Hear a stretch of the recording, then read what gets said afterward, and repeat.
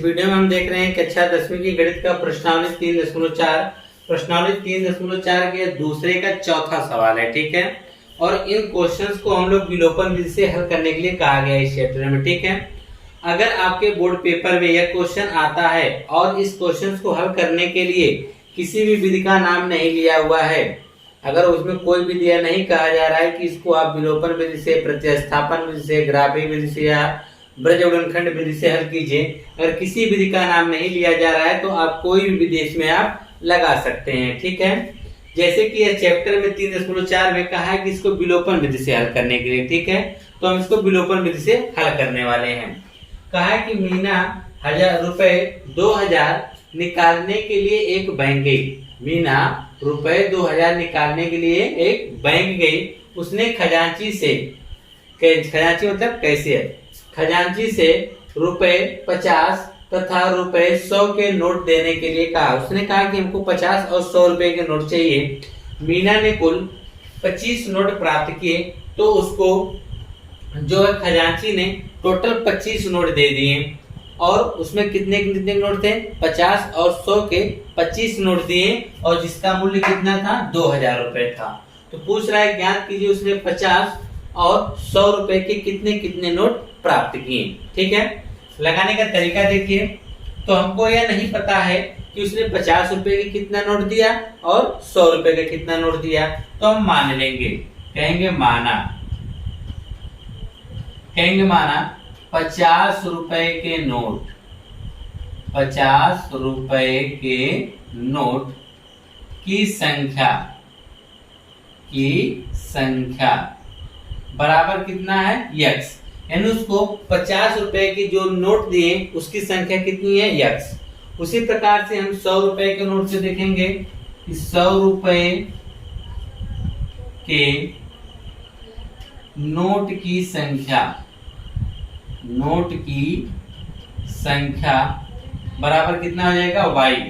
यानी 50 रुपए के जो नोट उसको दिया गया वह x था, और 100 रुपए के जो नोट दिए गए उसकी टोटल संख्या कितनी थी, y थी। तो उसने कहा कि मीना ने कुल 25 नोट प्राप्त किए। यानी इसकी प्रथम शर्त देखिए क्या कह रहा है, यह प्रथम शर्त में यह कहा है कि मीना ने कुल कितने नोट प्राप्त कर रहे हैं, 25 नोट। यानी 50 रुपए के x नोट और 100 रुपए के y नोट। यह नोटों की संख्या, x और y क्या है, नोटों की संख्या, और नोटों की संख्या दोनों मिला के कितनी है, 25 है। यानी 50 रुपए के नोट की संख्या x है और 100 रुपए के नोट की संख्या y है। तो अगर हम दोनों को मिला रहे हैं तो किसके बराबर हो जा रहे हैं, 25 के बराबर हो रहे हैं। समीकरण नंबर 1 हो जा रहा है। यह x y समझ रहे हैं। जैसे 50 रुपए के कितने नोट हैं हमको नहीं पता, तो हमने मान लिया x। 100 रुपए के कितने नोट हैं हमको नहीं पता, तो हमने मान लिया y। यह संख्या x y क्या है, संख्या। तो दोनों संख्या जब हम मिला दे रहे हैं तो कितनी नोट हो जा रही है, 25।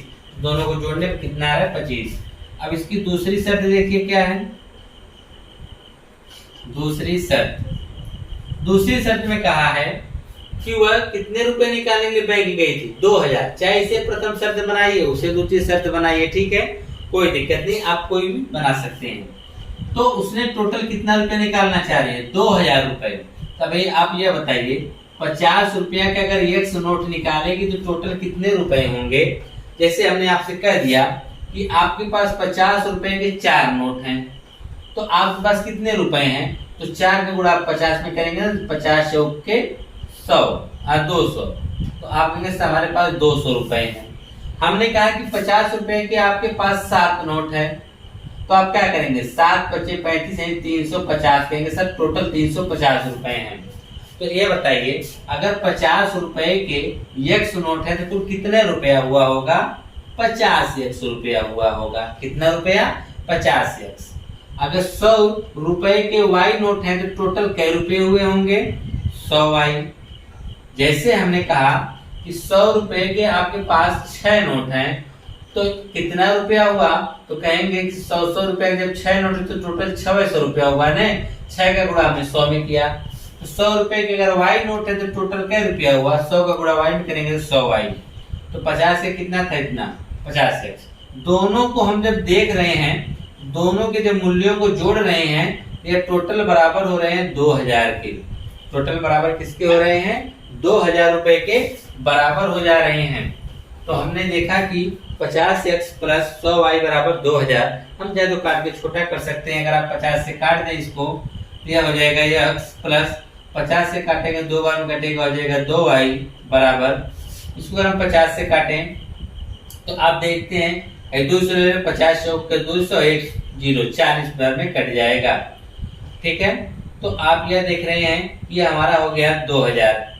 ठीक है, अब आगे देखते हैं। अब हमने ये हमारे समीकरण 2 बन जाएगा। अब इसी को हल करना है। तो समीकरण 1 और समीकरण 2 में आप देख रहे हैं कितना आसान है कि पहला पद बराबर है और चिन्ह भी समान है, तो घटा दीजिए। लिख देंगे समीकरण नंबर 1 माइनस समीकरण नंबर 2। देखिए कुछ बच्चे कंफ्यूज रहते हैं, कब घटाते हैं कब जोड़ते हैं। हमने देखा कि इसका भी x इसका भी x, दोनों तो बराबर है। बराबर करने के लिए किसी से गुणा भाग करना नहीं है, लेकिन यह भी प्लस में यह भी प्लस में। जब जब आपको समान चिन्ह नजर आएंगे तब तब आप घटाएंगे, जब जब विपरीत चिन्ह नजर आएंगे तब तब आप घटाएंगे या जोड़ेंगे। जब चिन्ह विपरीत होंगे तो जोड़ेंगे, चिन्ह समान होंगे तो घटाएंगे। यहाँ पे समीकरण 1 आपका है x प्लस वाई, या विलोपन विधि लगा रहे हैं। ठीक उसी से हल करने के लिए ही कहा गया है। तो x प्लस वाई बराबर 25। दूसरा कह रहा है कि x प्लस 2y बराबर में आपका 40 दे रखा है। जब घटाने के लिए कार्य चिन्ह इसका क्या होगा, सबका बदल जाएगा। तो हाई वाला एक दूसरे से क्या होगा, कट जाएगा। -2y में अगर आप प्लस y जोड़ेंगे तो हमको -y मिलने वाला है। -40 में आप 25 जोड़ेंगे तो क्या मिलेगा, -15 मिलेगा। तो y बराबर देखेंगे तो 15 माइनस कट जाएगा। हमको y का मान मिल गया। इसी y के मान को हम समीकरण 1 या 2 में रख देंगे। लिख देंगे y का मान समीकरण नंबर 1 में, y का मान समीकरण नंबर 1 में। तो समीकरण 1 हमारा कह रहा है कि x प्लस वाई बराबर कितना, 25। तो y का मान हम 15 रखेंगे तो x प्लस वाई बराबर 25।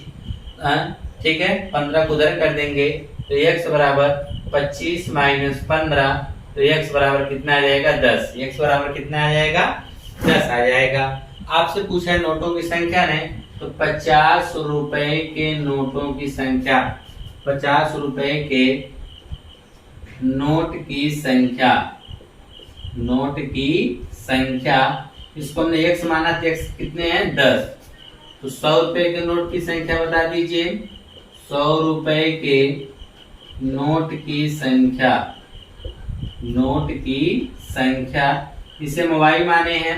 तो 100 रुपए के कितने नोट हमारे पास आए हैं, 100 रुपए के हमारे पास आए हैं 15। तो हमने लिख दिया 15 नोट। क्या जरा जोड़िए, क्या यह देखिए 2000 हो जा रहे हैं। 100 रुपए के 15 नोट तो हो गया 1500, और 50 रुपए के 10 नोट हो गया 500। 1500 और 500 मिला के कितना हो गया, 2000। तुम्हारा क्वेश्चन क्या है, सही है।